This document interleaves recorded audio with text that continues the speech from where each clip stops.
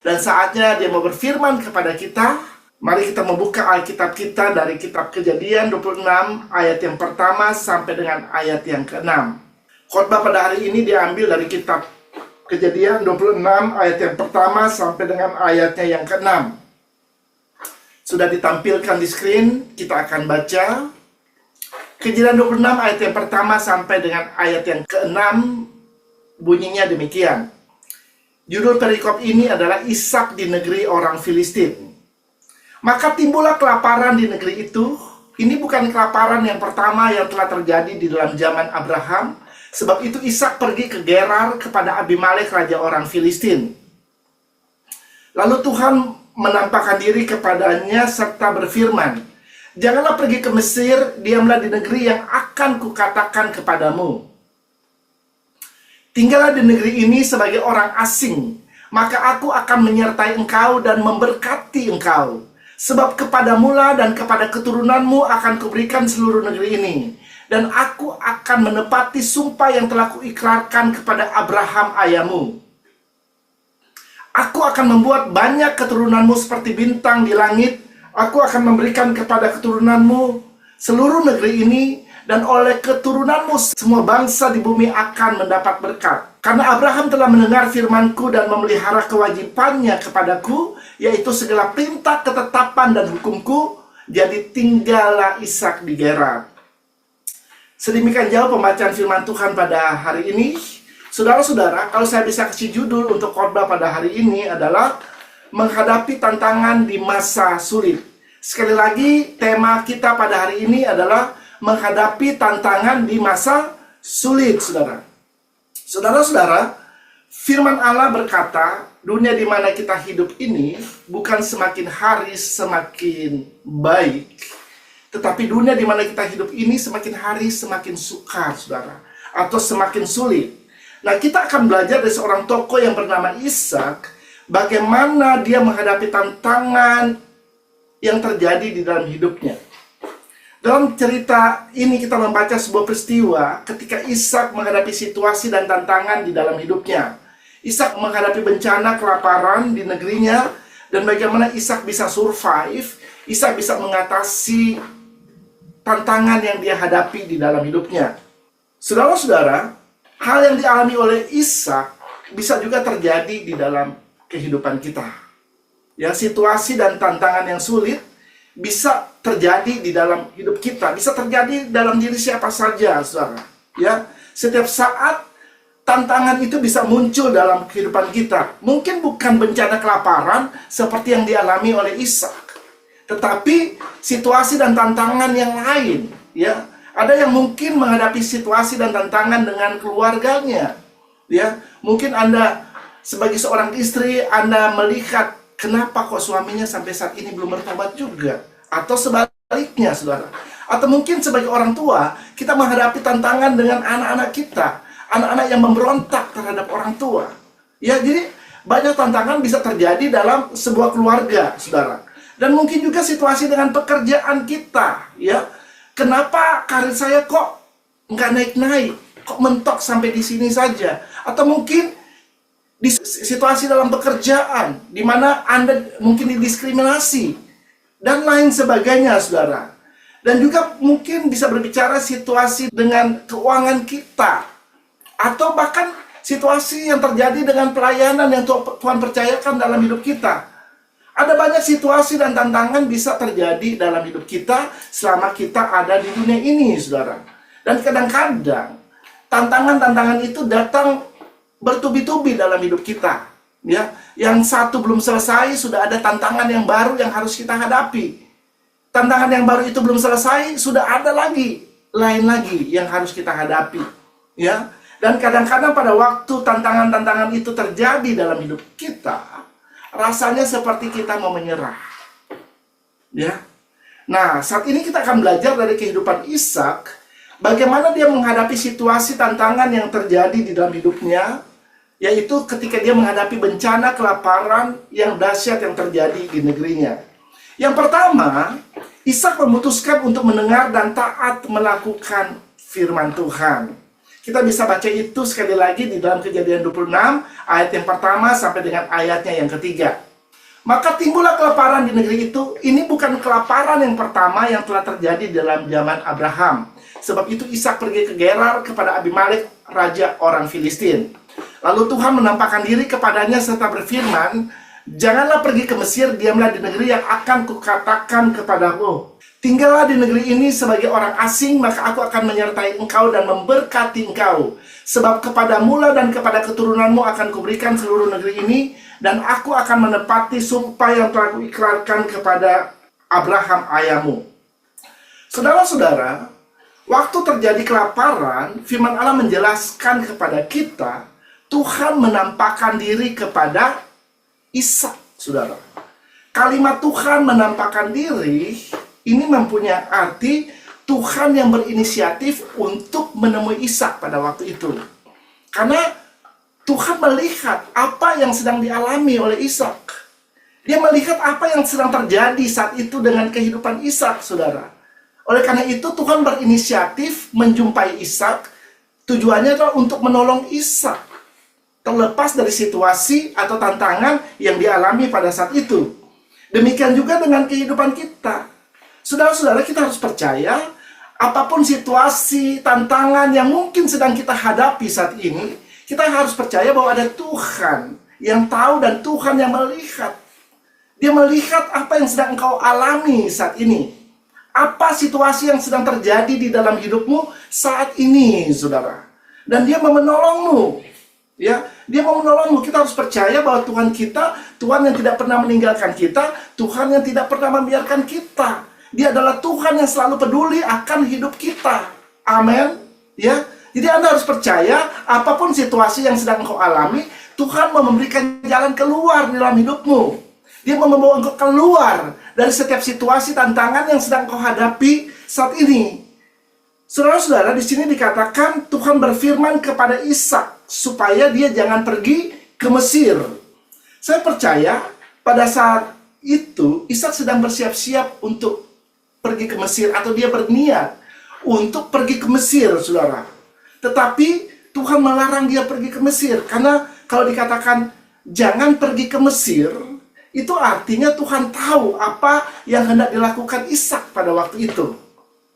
Ya, karena Tuhan adalah Allah yang Maha Tahu. Dia tahu bahwa pada saat itu Ishak berniat untuk pergi ke Mesir.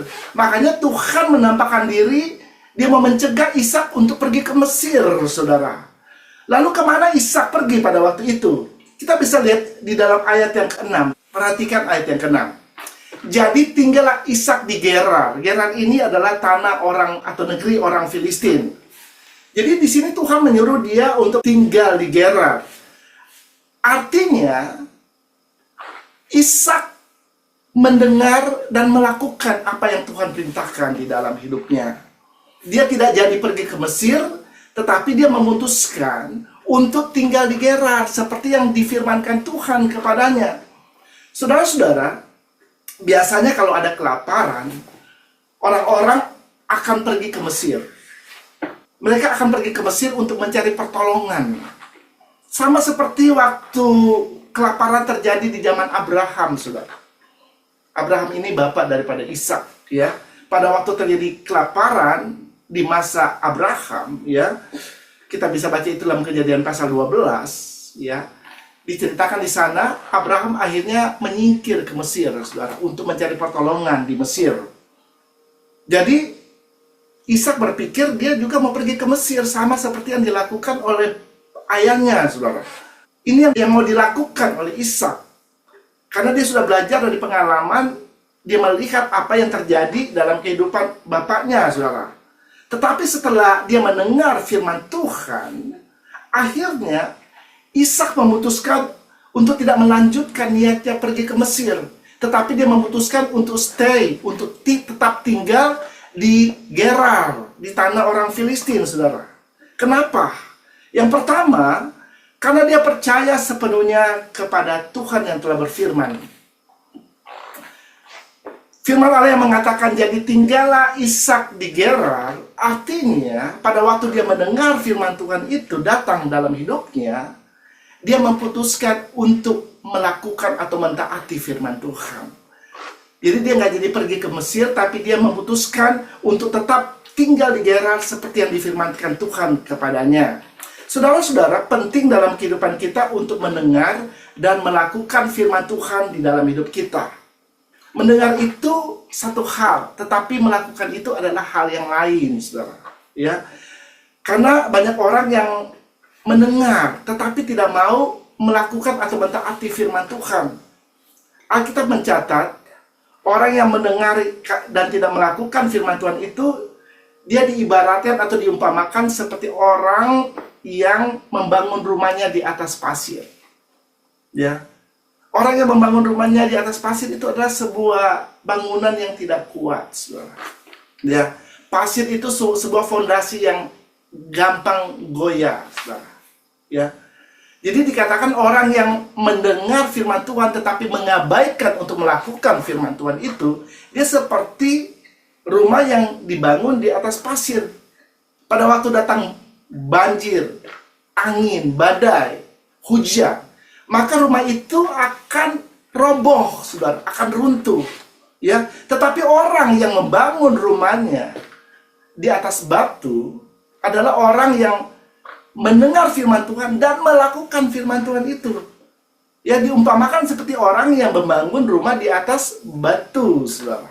Ya, rumah itu akan kuat, kokoh, berdiri. Ya, banjir boleh datang, angin boleh datang, hujan boleh datang. Ya, ini berbicara tentang situasi tantangan bisa saja terjadi di dalam hidupnya. Tetapi orang yang mendengarkan firman Tuhan dan melakukan firman Tuhan itu, dia tetap akan kokoh, dia tetap akan kuat, dan dia tetap akan hidup berkemenangan. Dia akan mampu melewati setiap situasi dan tantangan yang terjadi di dalam hidupnya. Sama seperti yang dilakukan oleh Ishak, saudara. Pada waktu firman Tuhan datang di dalam hidupnya, dia memutuskan untuk melakukan, atau dia memutuskan untuk taat kepada firman Tuhan. Haleluya. Saudara-saudara, kita harus sadar bahwa firman Tuhan itu adalah otoritas yang tertinggi di dalam hidup kita. Ya, dalam kitab Yohanes dikatakan pada mulanya adalah firman, firman itu bersama-sama dengan Allah, dan firman itu adalah Allah. Ya, jadi pada waktu Tuhan berfirman, itu sama sedang kita berhadapan dengan Allah. Allah sendiri yang sedang berkata-kata di dalam hidup kita. Ya, jadi sebelum segala sesuatu ada, dikatakan pada mulanya adalah firman. Jadi sebelum segala sesuatu ada dan diciptakan, firman itu sudah ada. Amin. Dan segala sesuatu diciptakan oleh firman. Oleh sebab itu, ketika Tuhan berfirman kepada kita, kita harus melakukan dan mentaati firman Tuhan itu. Karena firman Tuhan itu yang akan menuntun dan memimpin kehidupan kita kepada kemenangan demi kemenangan. Ya, di dalam kitab Mazmur dikatakan firman-Mu itu pelita bagi kakiku dan terang bagi jalan-jalanku. Ya, jadi kita harus membiarkan kehidupan kita dipimpin oleh firman Allah, saudara. Orang yang membiarkan hidupnya dipimpin oleh firman Tuhan pasti akan menggenapi tujuan dan rencana Allah di dalam hidupnya. Haleluya. Saudara-saudara, orang yang percaya kepada Tuhan pasti akan mendengar dan melakukan firman Tuhan. Pasti akan membiarkan hidupnya dipimpin oleh firman Tuhan. Kita tidak mungkin berkata kita adalah orang yang percaya kepada Tuhan, tetapi kita memilih untuk hidup di luar firman-Nya. Karena pada waktu kita memilih untuk hidup di luar firman-Nya, maka ada banyak hal yang buruk bisa terjadi di dalam hidup kita. Karena pada waktu kita hidup di luar firman, kita tidak terproteksi oleh Tuhan. Ya, karena Tuhan hanya melakukan sesuatu dalam hidup kita kalau kita hidup sesuai dengan jalan-jalannya, yaitu sesuai dengan firman-Nya, saudara. Ya, kalau orang yang memilih untuk hidup, mendengar dan melakukan firman-Nya, situasi tantangan bisa saja terjadi dalam hidup kita. Karena berkali-kali dikatakan dari tempat ini bahwa kita sudah hidup di dunia yang sudah jatuh. Dan pada waktu kita hidup di luar firman, maka kita hidup di luar perlindungan, di luar covering, saudara. Ya, sama seperti kalau ada hujan, ya, kita punya payung, kita tinggal buka payungnya dan kita akan terlindungi dari hujan. Demikian juga dengan kehidupan orang percaya. Ya, firman Tuhan itu seperti payung yang melindungi kita. Ya, sehingga kita tidak basah. Ya, waktu ada hujan, saudara. Ya, waktu ada situasi tantangan, kita tetap akan bisa berdiri. Ya, dengan kemenangan. Haleluya. Orang percaya atau orang beriman pasti akan berjalan dengan kepercayaan yang penuh kepada Tuhan. Walaupun kadang-kadang waktu Tuhan memerintahkan sesuatu dalam hidup kita, kadang-kadang nggak masuk di logika, ya nggak make sense, ya tidak sesuai dengan pikiran kita atau tidak sesuai dengan keinginan kita. Ya, yang diperintahkan oleh Tuhan nggak masuk di akal. Seperti yang dialami oleh Ishak. Mungkin kalau dilihat secara kasat mata, Mesir itu lebih menjanjikan, saudara. Yang lebih baik daripada Gerar, tempat di mana dia berada pada saat itu. Mesir mungkin bisa lebih melepaskan dia dari bencana kelaparan yang terjadi pada waktu itu. Tetapi ketika Tuhan berfirman kepada dia untuk tidak pergi ke Mesir, dia memutuskan untuk mentaati apa yang Tuhan firmankan di dalam hidupnya. Karena dia percaya benar kepada firman Tuhan. Di sini kita melihat bahwa Ishak tidak berjalan dengan pikirannya sendiri, saudara. Ya, dia berjalan dengan mata iman, saudara. Artinya dia berjalan dengan iman, belajar untuk mempercayai setiap firman yang Tuhan katakan di dalam hidupnya, belajar untuk mempercayai semua janji-janji Allah di dalam hidupnya. Saudara-saudara, tema kita tahun ini adalah The Year of Faith. Ya, sepanjang tahun ini tema kita adalah The Year of Faith, tahun iman, di mana kita mau berjalan dengan iman. Kita mau melihat segala sesuatu dengan iman, ya, bukan dengan mata jasmani atau mata fisik kita. Kadang-kadang apa yang kita lihat dengan mata fisik atau mata jasmani kita ini bisa menipu kita. Tetapi kalau engkau memilih untuk berjalan dengan mata iman atau belajar untuk melihat segala sesuatu sebagaimana Tuhan melihat, belajar melihat segala sesuatu dengan perspektifnya Tuhan, cara pandangnya Tuhan, maka engkau tidak akan pernah salah melangkah di dalam hidupmu. Ya, karena kalau kita melangkah dengan hanya melihat dengan mata jasmani kita, kemungkinan Anda bisa melakukan kesalahan. Tetapi kalau Anda melangkah dengan mata iman, artinya Anda mempercayai 100% apa yang Tuhan katakan di dalam hidupmu, maka engkau tidak akan pernah salah melangkah. Pasti engkau akan berjalan dan tiba di tempat tujuan. Amin. Pasti Anda akan melihat pemeliharaan, perlindungan, pertolongan Tuhan di dalam hidupmu. Haleluya. Yang kedua, kenapa Ishak tidak pergi ke Mesir? Karena Ishak percaya Tuhan sanggup untuk menolong dia dengan berbagai macam cara. Saudara-saudara, Ishak percaya Mesir bukan satu-satunya tempat yang dapat menolong dia terhindar dari bahaya kelaparan, saudara. Karena dia percaya Tuhan sanggup untuk menolong dia dimanapun dia berada, saudara. Jadi bukan masalah tempat yang penting, tetapi apakah ada Tuhan atau tidak, apakah Tuhan menyertai dia atau tidak, itu yang penting. Ya, di neraka pun kalau ada Tuhan yang menyertai engkau nggak perlu takut. Amin. Karena Tuhan bisa mengubah neraka itu menjadi surga. Karena dia Allah, dia Tuhan, dia sanggup untuk melakukan segala perkara. Makanya kita suka mendengar ada orang-orang yang berkata, hidup mereka terasa seperti berada di dalam neraka. Kenapa orang-orang ini bisa berkata seperti itu? Karena dengan situasi tantangan demi tantangan yang mereka hadapi dalam hidup mereka, yang rasanya semakin hari semakin berat, akhirnya mereka bisa berkata, hidup ini kok kayaknya seperti di neraka ya. Nah, orang-orang yang seperti ini akhirnya akibatnya mereka frustrasi, stres, depresi, saudara. Karena situasi tantangan yang mereka hadapi di dalam hidup mereka. Tapi kalau mereka memilih ya untuk percaya kepada Yesus, kalau orang-orang seperti ini, mereka berjumpa dengan Tuhan, kehadiran Tuhan, keberadaan Tuhan dalam hidup mereka akan mengubah kehidupan mereka. Yang hidup yang kayaknya di neraka itu, Tuhan bisa ubah. Amin. Hidup yang gak ada damai sejahtera, sukacita, Tuhan bisa ubah dalam hidup mereka. Karena pada waktu mereka memilih untuk percaya kepada Yesus, mereka dipindahkan dari kerajaan kegelapan kepada kerajaan terang, kepada kerajaan Allah.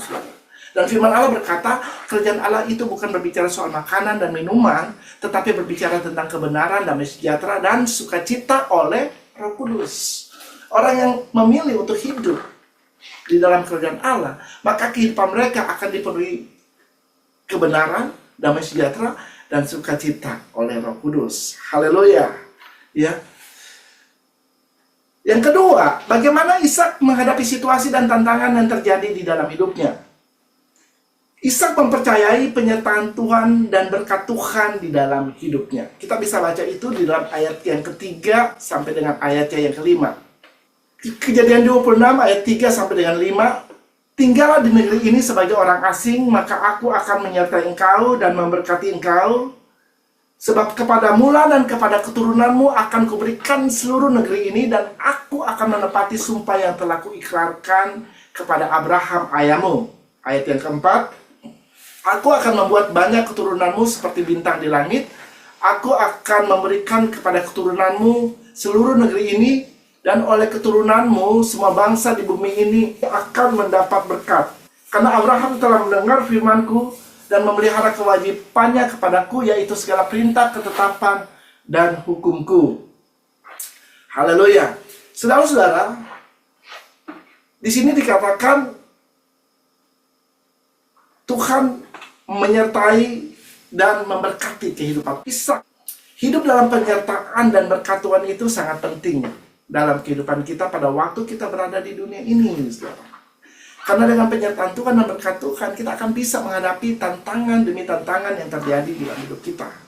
Sama seperti yang terjadi dalam kehidupan Ishak. Dan dikatakan di tempat yang baru, ya, atau di negeri yang asing, ya, dia tinggal di Gerar itu, dia tinggal di sana sebagai orang asing, ya, sebagai orang yang merantau di negeri orang. Jadi orang yang sedang merantau, ya, itu artinya dia sedang pergi ke suatu tempat bukan di negerinya sendiri, saudara. Nah, ketika dia pergi ke situ, statusnya dia itu sebagai orang asing. Ya, sama seperti turis yang datang ke Amerika. Ya, mereka datang ke sini sebagai orang asing, saudara. Demikian juga Anda melihat orang Amerika yang sedang berada di Indonesia, Anda lihatnya, oh ini orang bule, orang asing. Ya, benar? Ya. Nah, demikian juga dengan Ishak, saudara. Ya, dia akan tinggal di Gerar, di negeri orang Filistin, sebagai orang asing. Dan tentunya kalau di negeri asing itu, segala sesuatunya serba asing, serba baru buat dia. Ya, tata cara kehidupan orang di sana itu berbeda dengan tata cara orang yang hidup di tempat di mana Ishak tinggal, saudara. Ya, culture, budayanya juga beda. Dan Tuhan yang disembah oleh orang-orang itu juga berbeda dengan Tuhan yang disembah oleh Ishak. Jadi berbeda. Oleh karena itu, dia memerlukan penyertaan Tuhan di dalam hidupnya, saudara. Ya, dan Anda akan bisa melihat bagaimana penyertaan Tuhan menyertai kehidupan Ishak sehingga kehidupannya bisa berhasil dan beruntung, saudara. Demikian juga dengan kita, saudara. Ya, kita tinggal di dunia ini, ya. Ini kita tinggal sebagai orang asing, saudara. Ya, karena kewarganegaraan kita yang sesungguhnya adalah kewarganegaraan kerajaan Allah. Kita bisa baca itu dalam Filipi 3 ayat 20. Karena kewargaan kita adalah di dalam sorga, dan dari situ juga kita menantikan Tuhan Yesus Kristus sebagai juru selamat. Saudara, dengan jelas firman Tuhan mengatakan kewarganegaraan kita adalah kewarganegaraan kerajaan sorga. Ya, kita adalah warga negara kerajaan sorga, saudara. Jadi kehidupan kita di dunia ini hanya sementara, ya. Ya, kalau Anda menjadi warga negara Indonesia, itu hanya sementara. Pada waktu Anda tinggal di dunia ini. Tetapi kewarganegaraan kita yang sesungguhnya, kita ini adalah warga negara kerajaan surga, saudara. Di mana kita akan tinggal bersama dengan Yesus selama-lamanya. Amin. Status kita ini adalah kewarganegaraan kita adalah kewarganegaraan kerajaan surga, saudara. Ya, dan apapun situasi dan tantangan yang bisa saja terjadi dalam hidup kita, kita harus percaya ada Tuhan Yesus yang menjadi juru selamat kita. Ya, dikatakan dalam firman Tuhan, dari situ juga kita menantikan Tuhan Yesus Kristus sebagai juru selamat. Haleluya. Ya, walaupun kita ada di dunia saat ini, tetapi kita memiliki Kristus, memiliki Yesus yang akan menjadi juru selamat dalam hidup kita. Dan Tuhan mau menjadi juru selamat dalam kehidupan kita hari lepas hari. Di seluruh area kehidupan kita, Dia mau menolong kita. Dia mau menyelamatkan kita, Dia mau memelihara kita, saudara. Dia peduli tentang kita, ya. Karena kita adalah orang-orang yang Dia kasihi. Kita ini adalah orang-orang yang sudah menjadi kepunyaan Dia. Kita sudah ditebus oleh darahnya. Makanya Dia mempedulikan hidup kita. Dia tidak pernah meninggalkan kita. Dia tidak pernah membiarkan kita, saudara. Amin. Haleluya. Kita ini sangat berharga di mata Tuhan dan mulia. Dikatakan kita ini adalah biji mata Tuhan. Kalau yang namanya biji mata, pasti Tuhan akan jaga kita. Amin. Ya. Jadi sebagai orang asing di dunia ini, saudara, makanya kita memerlukan penyertaan Tuhan. Ya, penyertaan Tuhan yang akan membuat kita tidak terkontaminasi dengan hal-hal yang ada di dunia ini. Amin. Ya, karena dunia berusaha untuk mengkontaminasi kehidupan kita. Oleh karena itu kita memerlukan Tuhan, supaya kita tetap hidup di jalan-jalan Tuhan. Ya, kita bisa hidup benar di hadapan Tuhan. Dan sebagaimana Tuhan menyertai Ishak di negeri asing, demikian juga Tuhan Yesus melalui Roh Kudus mau menyertai kita di mana kita berada saat ini, yaitu di dunia ini, saudara. Oleh karena itu, penyertaan Tuhan membuat kita tidak perlu takut, kita perlu tidak khawatir tentang hidup kita. Karena ada Tuhan yang akan make sure bahwa kita aman. Dia mau menyediakan segala keperluan kita menurut kekayaan dan kemuliaannya. Demikian juga dengan berkat Tuhan. Berkat Tuhan yang membuat semua atau apa yang dikerjakan oleh Ishak berhasil, saudara. Kita bisa lihat itu di dalam Kejadian 26 ayat 12 sampai dengan ayatnya yang ke-13. Maka menaburlah Ishak di tanah itu, dan dalam tahun itu juga ia mendapat hasil 100 kali lipat, sebab ia diberkati Tuhan. Dan orang itu menjadi kaya, bahkan kian lama kian kaya, sehingga menjadi sangat kaya. Wow. Saudara lihat di sini, ya. Di negeri Gerar atau di negeri orang Filistin, Ishak mulai menjalani kehidupannya. Dia mulai menabur. Ya, dia mulai menabur. Dan kalau Anda membaca dalam firman Tuhan ini dijelaskan bahwa ketika Ishak menabur, dia juga bisa menuai. Menuainya itu bukan sedikit, ya. Yang dituai itu sangat luar biasa, saudara. Ya, dia bisa menuai 100 kali lipat dari apa yang dia tabur. Ya. Saudara, Ishak berhasil dalam pekerjaannya, saudara. Bukan karena dia seorang yang hebat dalam bercocok tanam, atau dia seorang yang bertani lebih dari petani-petani yang lain yang ada pada waktu itu, saudara, yang tinggal di Gerar, atau bukan karena dia mempunyai bibit yang sangat unggul sehingga hasilnya luar biasa, atau karena dia menggunakan pupuk yang sangat baik, ya, atau bukan dikatakan dalam firman Tuhan karena tanahnya sangat subur. Ya, berbeda dengan tanah-tanah yang dimiliki oleh orang Filistin lainnya. Enggak dikatakan seperti itu. Tetapi dikatakan dia bisa menuai sebanyak 100 kali lipat. Itu karena berkat Tuhan. Haleluya. Ya. Jadi berkat Tuhan ini sangat penting dalam kehidupan kita, saudara. Ya. Karena berkat Tuhan, Ishak bisa menuai sampai 100 kali lipat. Biasanya orang kalau dia menanam dan dia bisa menuai 2 kali lipat aja, udah seneng banget, saudara. Benar? Udah seneng banget. Nah, ini 100 kali lipat. Senangnya minta ampun, saudara. Ya. Dan hal ini terjadi hanya Tuhan yang bisa mengerjakan hal itu. Manusia nggak bisa. Hanya Tuhan yang sanggup melakukan itu. Amin. Karena hanya Tuhan yang sanggup melakukan apa yang tidak mungkin menjadi mungkin. Apa yang mustahil menjadi tidak mustahil dalam hidup kita kalau kita percaya kepada Tuhan. Haleluya. Jadi saudara-saudara, kita juga nggak perlu alergi kalau mendengar kata berkat. Banyak orang yang terlalu alergi, ya, ketika dengar kata berkat. Mereka berkata, kok khotbahnya tentang berkat terus sih? Ya, padahal saudara di Alkitab cuma ada dua, berkat atau kutuk. Kalau Anda membaca dalam kitab Ulangan pasal 28, kalau kita nggak bicara tentang berkat, kita mau bicara tentang kutuk. Saya nggak mau, saudara. Ya, kutuk itu bukan milik kita.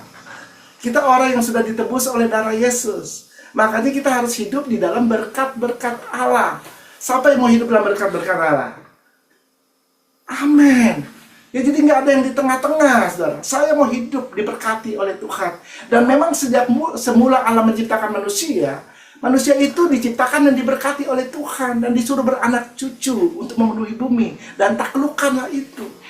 Itu tujuan Allah memberkati manusia, saudara. Ya, yang salah itu adalah orang-orang yang selalu berbicara berkat, yang konotasinya hanya berbicara tentang kekayaan, uang, hal-hal yang berbau materi. Ya, itu yang salah. Karena kalau berbicara tentang berkat itu skopnya sangat luas, saudara.